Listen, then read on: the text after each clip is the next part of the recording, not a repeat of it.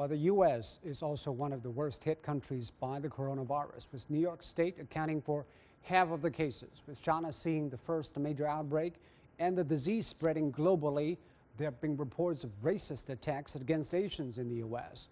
And we talked to a Chinese student in New York University about this earlier.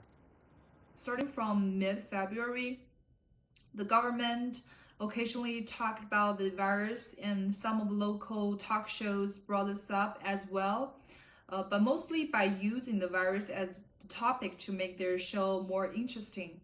At the end of February, the outbreak in the retirement home in Seattle, in Washington state, actually worried me, and I immediately ordered more food and supplies, groceries online just in case.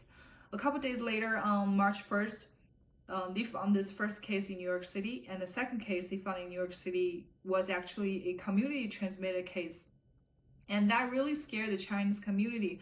People, they went to Chinese supermarkets to buy groceries and buy food, but back that time, Americans didn't really care.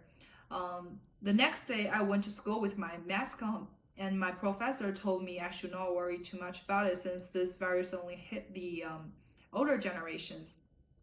Until the announcement of the state emergency, that really finally made people to realize how severe the situation is.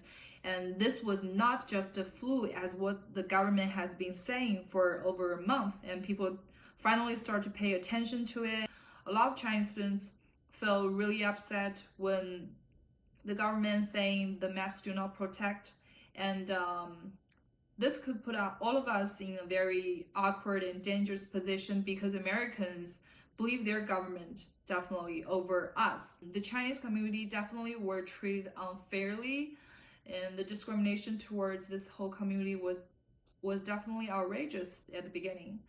At least until I think recently, people are finally noticing how severe this situation is getting, and I heard some of the public spaces and public schools are going to be transferring to hospitals. Of course, I wanted to go back to China. From the very beginning, I was very careful and aware of what's going on around me, but I chose to stay because my life still goes on. I have to take online courses and classes.